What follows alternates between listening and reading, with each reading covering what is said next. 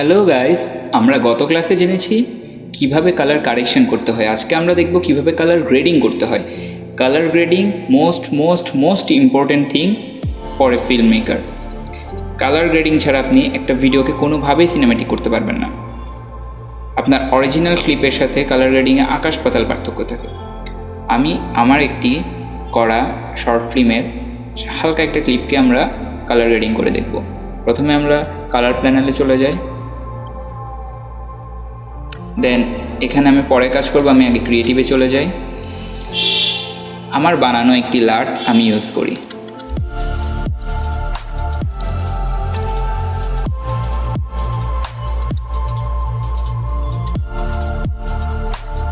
দেন আমরা কার্ভের কাজ করি।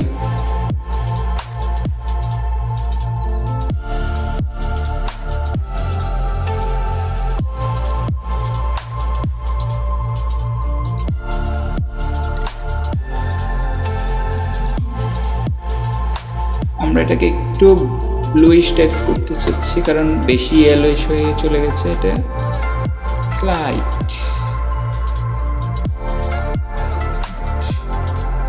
এটা। এখন আমরা উইঙ্গেটটা বাড়াই দিই, স্মুথনেসটা ঠিক রাখি। ওকে,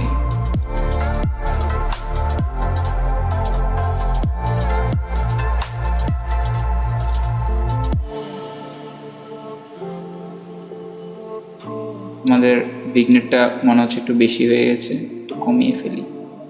ওকে,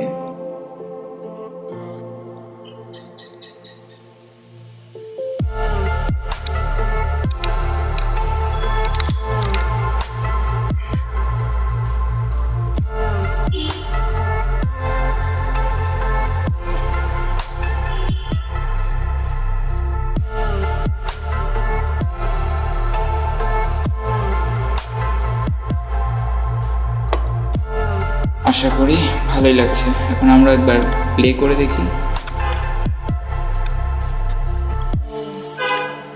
আর আমাদের অরিজিনাল ক্লিপটা কীরকম ছিল সেটা একবার নিয়ে দেখি।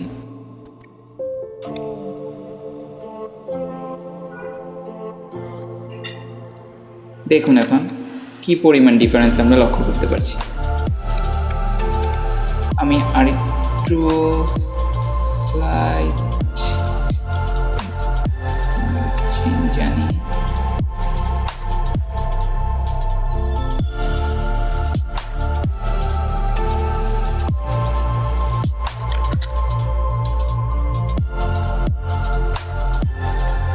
ডান। তাহলে আমরা বুঝতে পেরেছি কিভাবে কালার গ্রেডিং করতে হয়। আশা করি আপনারা প্র্যাকটিস করতে করতে কালার গ্রেডিংয়ের উপর আয়ত্ত নিয়ে চলে আসতে পারবেন। কালার গ্রেডিংয়ের শেখার কোনো শেষ নেই। আমি নিজেও এখনও শিখি কালার গ্রেডিং। অনেক টিউটোরিয়াল দেখে আপনারা টিউটোরিয়াল দেখতে থাকুন, প্র্যাকটিস করতে থাকুন। ইনশাল্লাহ স্কিল ডেভেলপ হবে। Till then, stay tune, signing of.